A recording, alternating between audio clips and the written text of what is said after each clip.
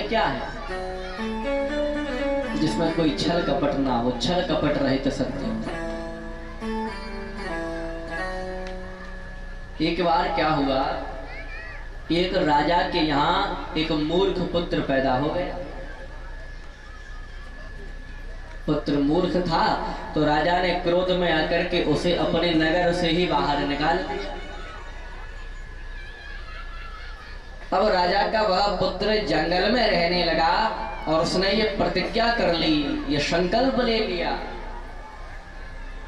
संकल्प क्या लिया कि आज से मैं कभी भी असत्य नहीं बोलूंगा, कभी भी झूठ नहीं बोलूंगा, हमेशा सत्य सत्य बोलूंगा।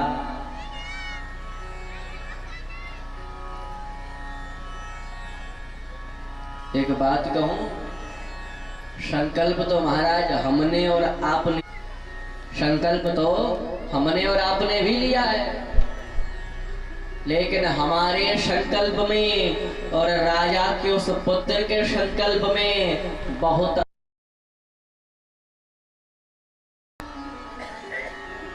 राजा के पुत्र ने संकल्प क्या लिया है कि अब मैं जीवन में कभी भी झूठ नहीं बोलूंगा, हमेशा सच बोलूंगा। लेकिन हमने और आपने क्या संकल्प लिया है कि हम जीवन में कभी भी सत्य नहीं बोलेंगे, हमेशा झूठ बोलेंगे। बोलो हर हर महादेव। मोबाइल पर तो झूठ, कोई पूछता है हाँ भैया कहाँ हो, होंगे कहीं और, बताएंगे कहीं और। भोजन कर रहे हैं तो झूठ, मंदिर में बैठे हैं तो झूठ, कथा सुनने आए हैं तो झूठ।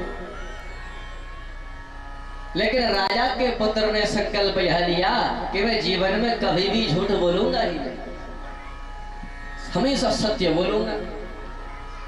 अब सत्य बोलने का संकल्प लेने के कारण उस राजा के पुत्र का नाम पड़ गया सत्यव्रत। क्या नाम पड़ा?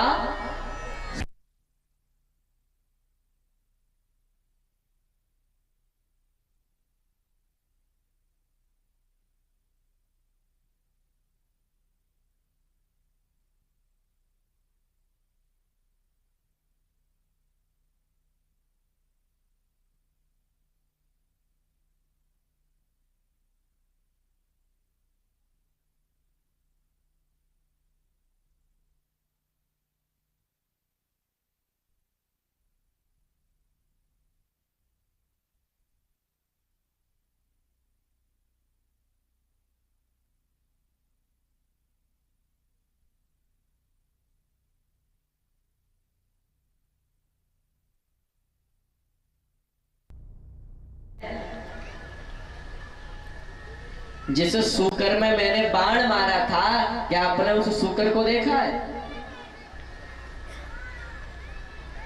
अब सत्यव्रत तो सोचने लगे कि ये तो मैं कैसे धर्म संकट में फंस गया।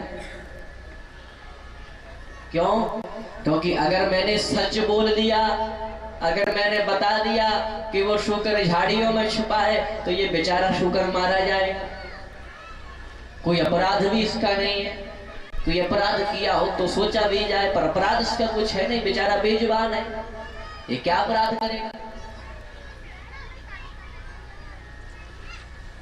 लेकिन अगर झूठ बोल दिया तो मेरा जो संकल्प था, मेरी वर्षों पुरानी जो सत्य रूपी कमाई है वो नष्ट हो जाएगी।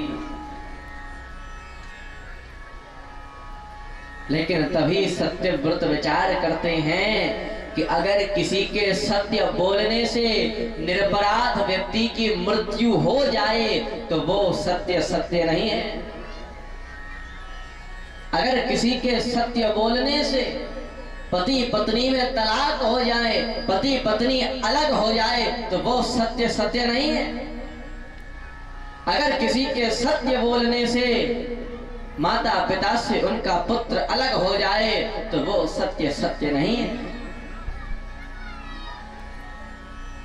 इसीलिए सत्यव्रत उस शिकारी से कहते हैं, हे शिकारी, या पश्यति न सा भ्रूते यो भ्रूते शानु पश्यति।